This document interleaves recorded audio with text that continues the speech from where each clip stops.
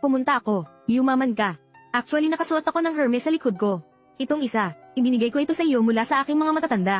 Ano man ang kasama sa regalo. Pumili ng isa. Lahat ng pagmamayabang ay napunta sa langit. At kumuha lang ng Hermes. Nakikita kita. Sa tabing daan lang. Sa tabing daan lang. Bumili ako ng replika. Pinuno ng kimchi. Ang dami mong alam. Madalas daw akong bumili ng peke. Kalsada o hindi. Ibigay mo sa amin ang lahat. Magrekomenda ng channel. Hindi ako magiging katulad mo. Hindi ako magiging katulad mo.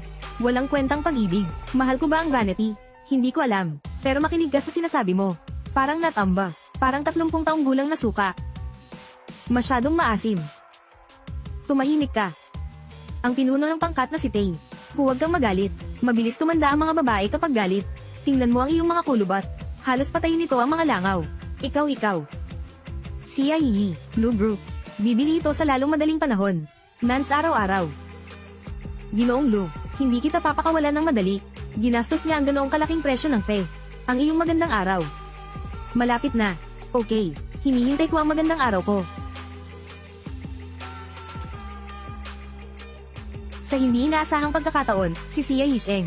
Masyadong matibay.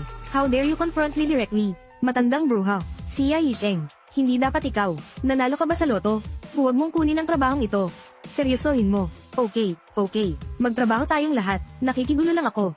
Pera sa pagkain ngayon. Hindi pa settled. Kailangan kong magsumikap.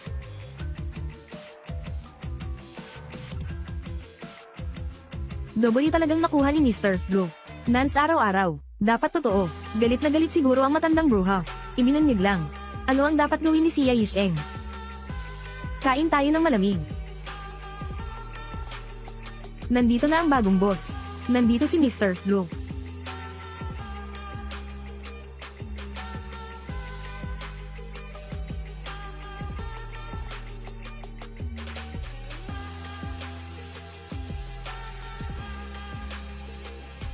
Sia Yisheng. Punta ka sa office ko mamaya. Sia Yisheng. Mag-ingat ka. Huwag kang mag-alala. Hindi ba pwedeng totoo? Sa matandang bruhang iyon. Tama naman di ba? Hindi naman masyadong exaggerated di ba? Napakayaman ni Mr. Blue. Sikat din siya. Pumatay ng tiyak. Tanong ni Sia Yisheng. Yung tipong tanong. Sa tingin ko, galit na galit si Mr. Blue. Malamang nabigyan siya. Nag-click off ito.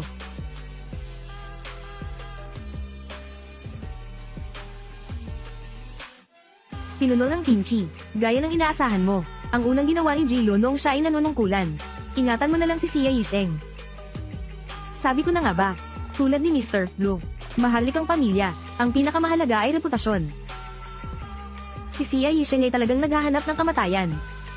At ako, pumunta at tulungan siyang magdagdag ng panggatong sa apoy.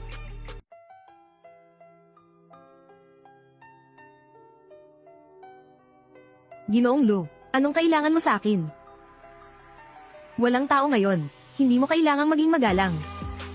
Hindi ko alam kung ano ang gagawin ni Miss Sia sa tanghali. Maaari ba naming ipakita sa iyo ang aming mukha ng magkasama? Magtanghalian. Sumang-ayon.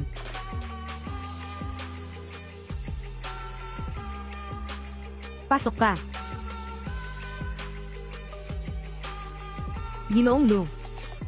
Sa wakas nandito ka na. Alam kong narito ka para hawakan ito. Kay Sia Yisheng, hindi mo dapat, pakawalan mo siya.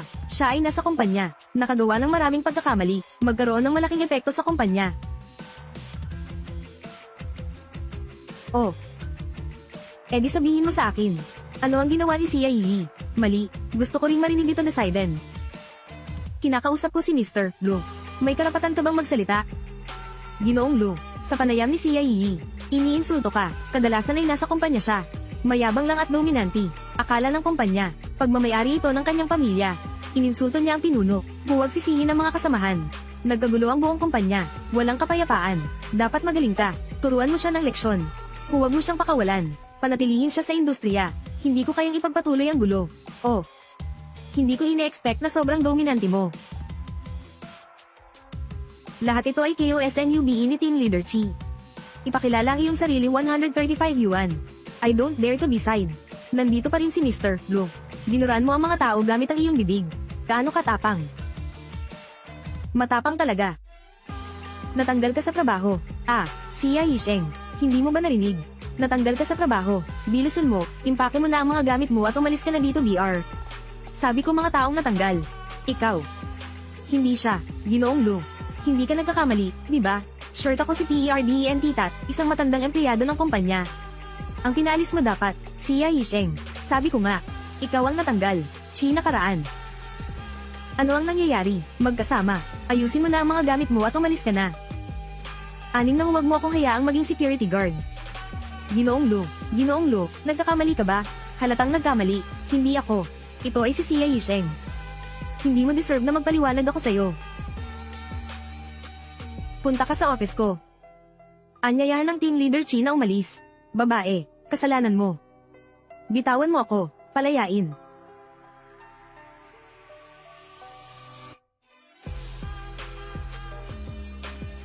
Hindi. Kailangan kong mahanap si Zexi. Mag-isip ng paraan. Itong babaeng ito